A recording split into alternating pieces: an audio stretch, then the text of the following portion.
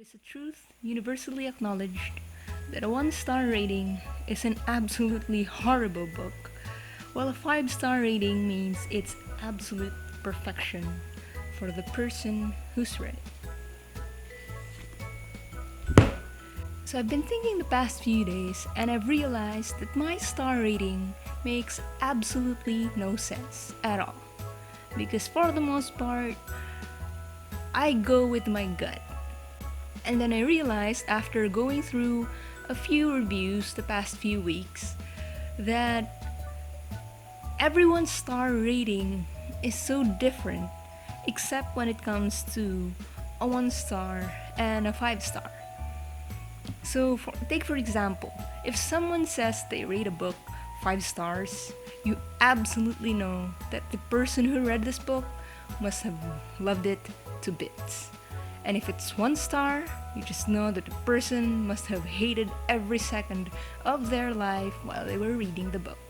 And most probably didn't even finish the book. But when we get to the 2 stars, the 3 stars, and the 4 stars, everything starts getting very vague. Because let's take for example Goodreads. I don't think people even really follow Goodreads rating even if they rate the book on Goodreads.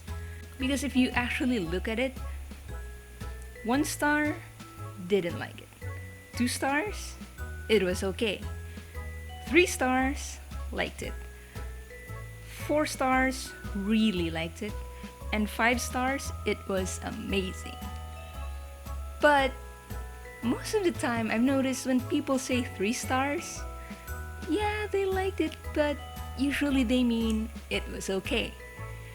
And I mean, most of the time, when they rate 2 stars, they don't really mean it was okay. Most of the time, if it's 2 stars, they didn't really even find it fun at all.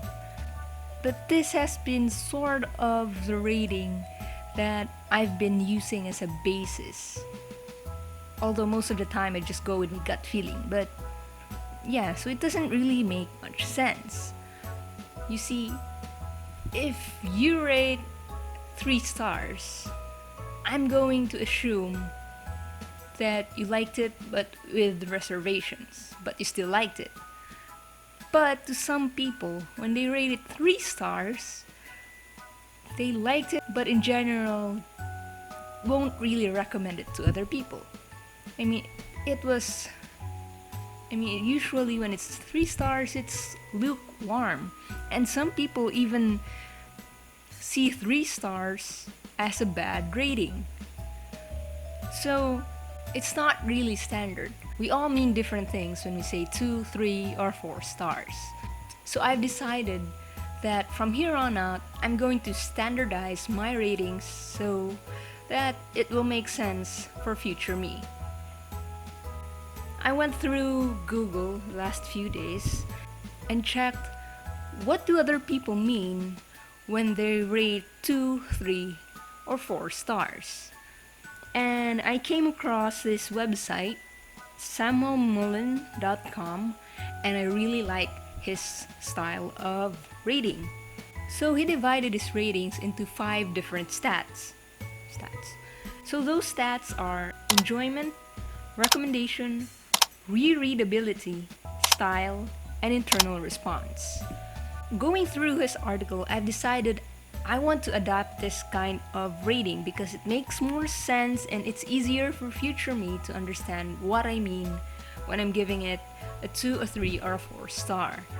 So I made a few changes with this kind of rating so it would fit my style. But for the most part, it's basically the same rating system. So let's start with 5 stars. This is a no-brainer because usually when people say 5 stars, it means they really, really enjoyed it. So when I rate a 5 star, it would mean that I enjoyed the book. It would also mean that I sacrificed a part of my life to reading it, meaning I most likely lost sleep because of this book. Because this book would haunt me even in my dreams. Recommendation. If it's a 5-star, it would mean that I would recommend it to anyone, everyone, even if it's not the kind of book you like to read. 5 stars doesn't automatically mean I would reread it, but there's a very high chance that I would. So it's a no-brainer that if someone rated a book 5 stars, then it means they really, really enjoyed the book. Now let's go to 4 stars. This is where things get a tad bit blurry because it's so close to perfect, but it's not.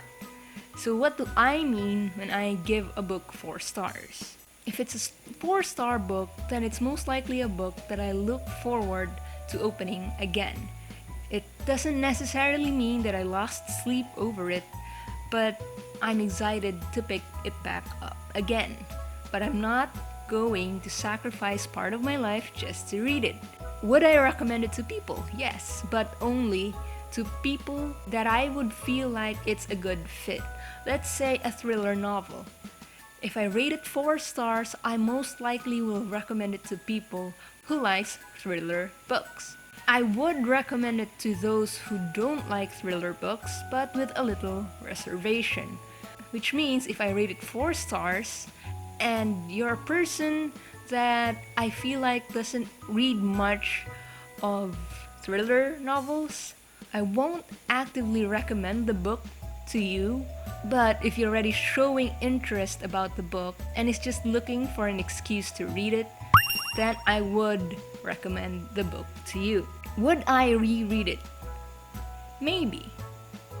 It's a maybe. So next, the 3 stars. This star rating, 3 stars is the most blurry of all the star ratings. Before I decided on this star rating system, when I meant 3 stars, it means I did enjoy it, but, and then I see other people rate books 3 stars, and they put disclaimers saying that it's not that bad, which means other people might rate a book 3 stars, but didn't really enjoy it. So see how it's in the middle. It's like literally in the middle. Some people rate it 3 and say it's good, but some people rate it 3, but it's not really good. It's not bad, but they're not gonna say it's good. And most of the time they even give it a lot of negative, more than the positive. And I'm guilty of that too, because I've rated a lot of books 3 and then I go through all my 3-star reads and I don't even understand. I don't even understand what I mean when I give it 3 anymore. So moving forward, this is what I mean when I rate a book 3 stars. If it's a 3-star book, it means that I enjoyed it enough to finish it. But it's not really a book that I look forward to reading, and it's not a book that will make me lose sleep. Would I recommend this book to other people? Only if the person asking has intention of reading it already, even if it's a genre they already enjoy. So let's say a fantasy novel. If you're a person who enjoys fantasy novels and I rated a certain book 3 stars, I'm not going to actively recommend it to you, even if it's a genre that you're into. But if you ask me about it and already show interest towards the book already, then I probably would mention it. So basically, if you want a little more validation to start reading the book, and if I rated it 3 stars, I would give you that little bit more of push to start reading it. But I'm not going to gush about the book. I wonder if that made any sense. So from here on out, if I'm gonna rate a book 3 stars, it means it's an average book. Average plot, average characters, and it's meta. I don't know what term to use, but when you say meta in video games, meaning it's what everyone does, it's the standard. It's not groundbreaking, it's just what everyone else is doing. Because because it's what sells now. And it's not doing anything that really turns the gears in my head and make me think hard. But it doesn't mean it's bad. And now we go to 2 stars.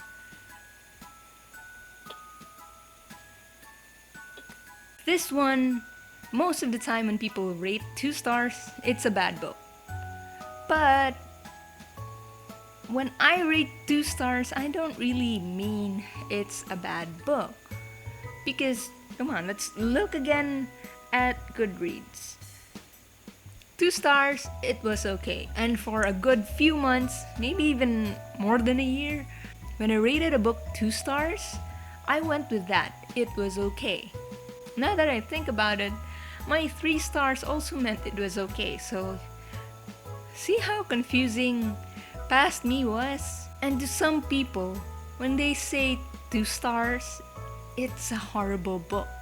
It's really bad. But there's a 1 star for that. So what's the point of a 2 stars? See how confusing it can get in the 2, 3, and 4 stars? Most usually in the 2 and 3 stars. It's just, so which is it? Is it bad? Is it good?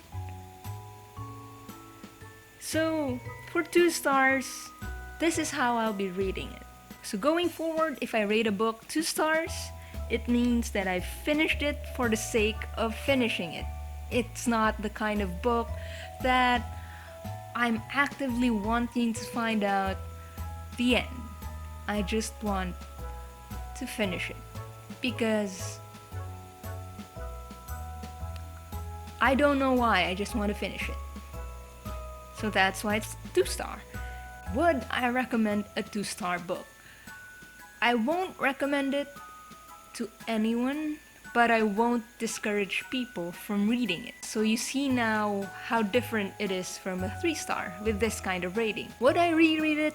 Absolutely not. If it's a 2 stars, I will not reread it, but maybe only if I needed reference. Let's say it gets a sequel, and yeah, I've most likely probably forgotten most of the book because I just wanted to finish it, then I probably would reread it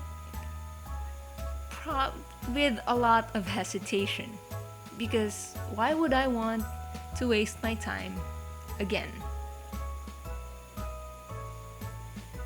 And additional points to a 2 star books, it's usually books that have problematic point of views I would lump in the 2 star category. Not all books that have problematic views are badly written. Some are written really good. It's just that the point of views is just something that I won't agree with, and probably a lot of people won't agree with. I remember there's this one book that is very divisive because they say it's problematic but it's written really well.